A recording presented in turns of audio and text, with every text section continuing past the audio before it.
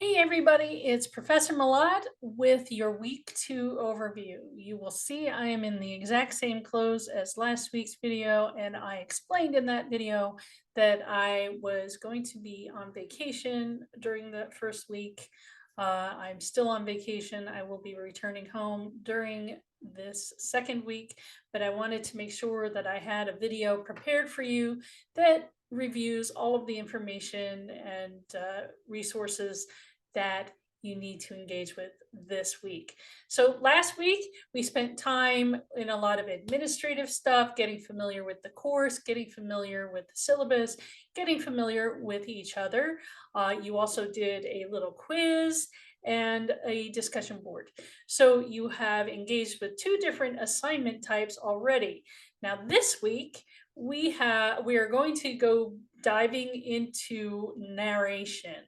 Narration or storytelling is one of the ways that we can um, start to comfortably write. So, we're going to be learning about the elements of what makes a good story. We'll also be learning about a particular type of narrative writing, one that's called the literacy narrative, that will prepare you for the first formal essay that's due in week 3. So, it's one thing that's important for students in this class to understand is that I use a lot of what's called scaffolded assignments. So, we do kind of a little bit of pre work before we get into the really big, more formal assignments. So that's just something to keep in mind that everything that we are doing is to prepare you for something bigger. So we're taking these little baby steps so that the larger task hopefully isn't as overwhelming. So, the objectives this week, we're going to be using reading and writing for inquiry, learning, thinking, and communicating, analyzing relationships among writer, text, and audience in various kinds of texts. You'll use various critical thinking strategies to analyze texts, practice writing as a process. That includes generating ideas in text, drafting, revising, and editing, recognizing that writing is a flexible, recursive process. That's a key word, recursive. Um, and apply this understanding and recognition to produce successive drafts of increasing quality. So we will look at a few of the assignments here. So the readings, we're working with semicolons and colons this week. Um, these are two very important types of punctuation. So the semicolon is used to help students who would otherwise use a comma in their writing and run the risk of writing run on sentences. So, oftentimes, so two of the biggest writing problems with first year students tends to be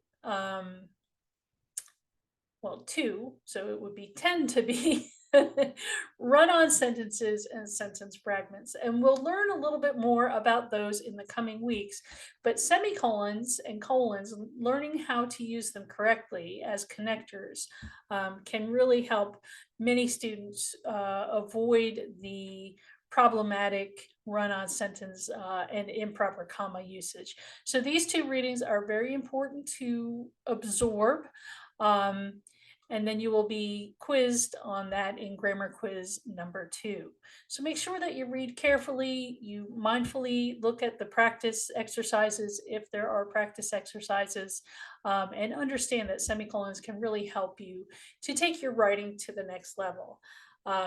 So TWP, hopefully you have figured out that TWP stands for the writer's practice. This week we'll be reading like a writer.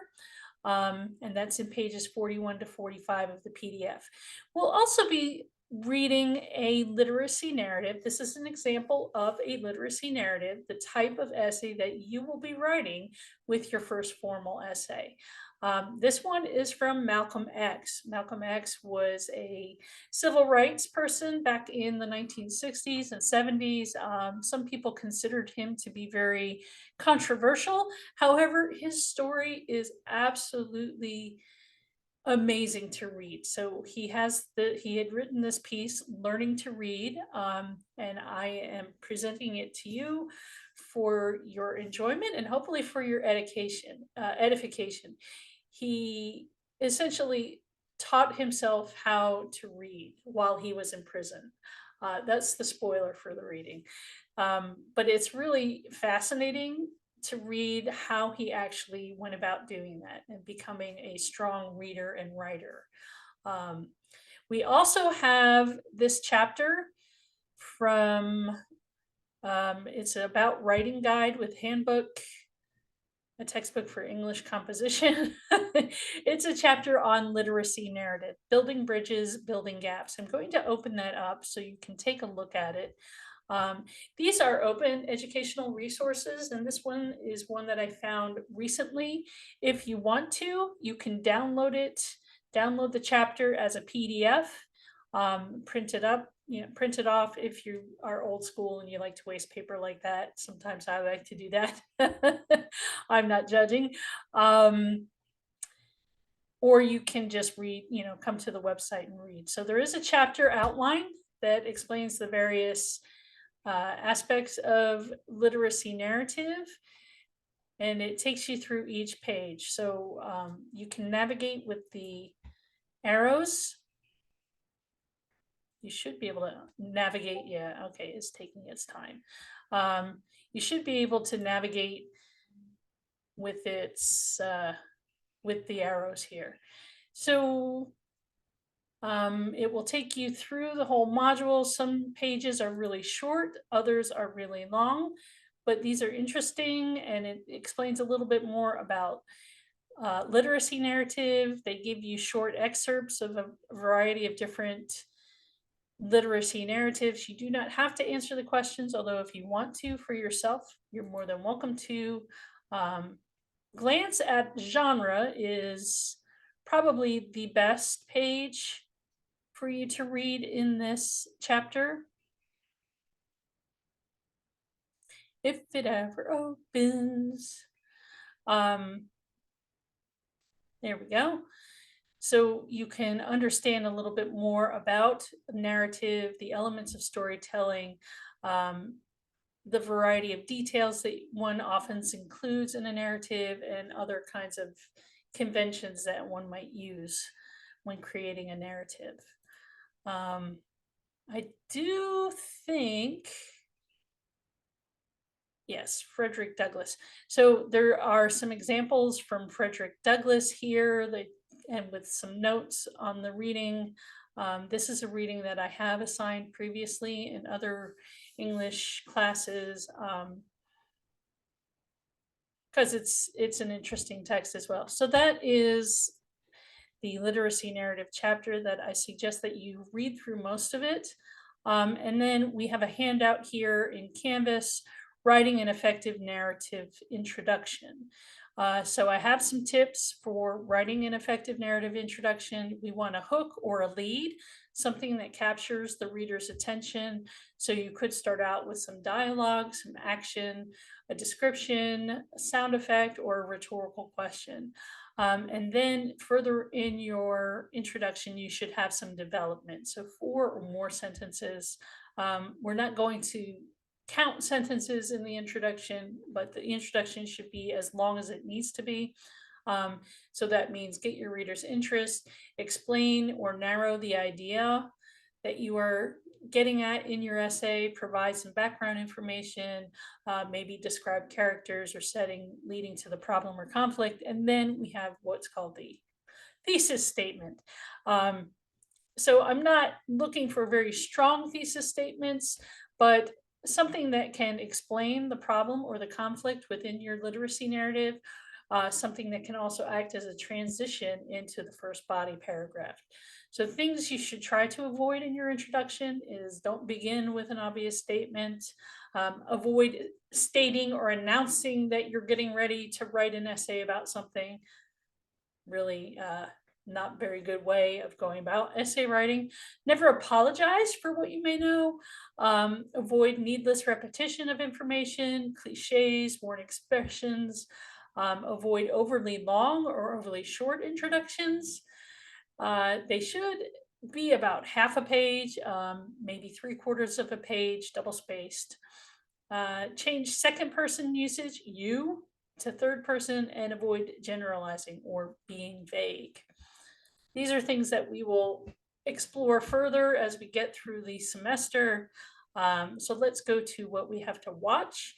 Of course, you're watching this overview. Yay!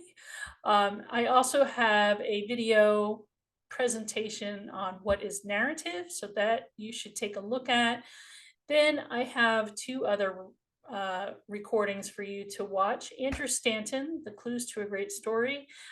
Stanton was involved in many of the Disney Pixar movies, and he starts off with a I should call it an off color joke. So that is my content warning for you. He he does start off with a rather off color joke.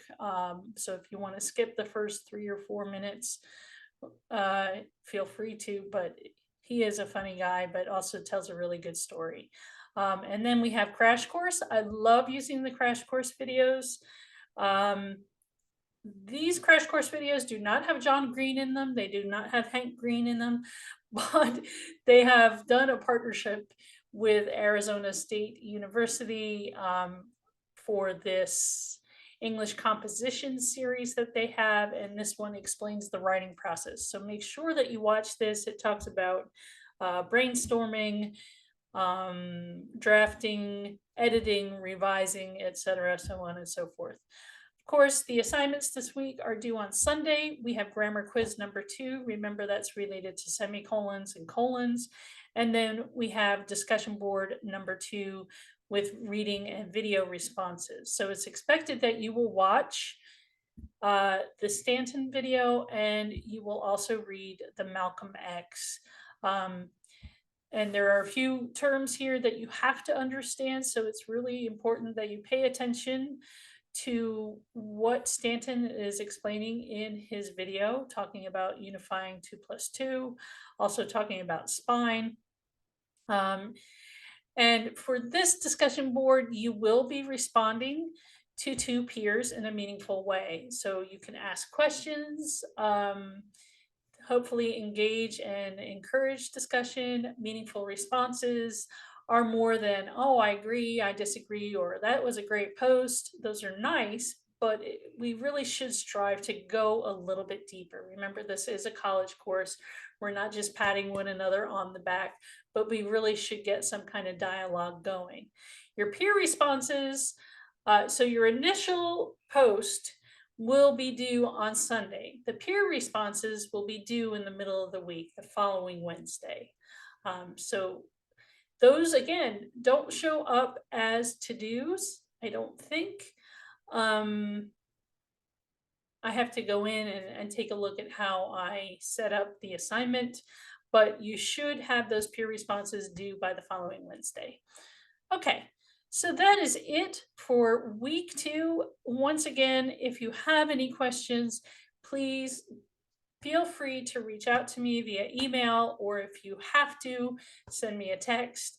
I am also open to meeting with you virtually. So if we can find a time that works out well for both of us, I'm happy to meet with you virtually if you have any questions. And you feel better seeing a face that you can talk to. I get it.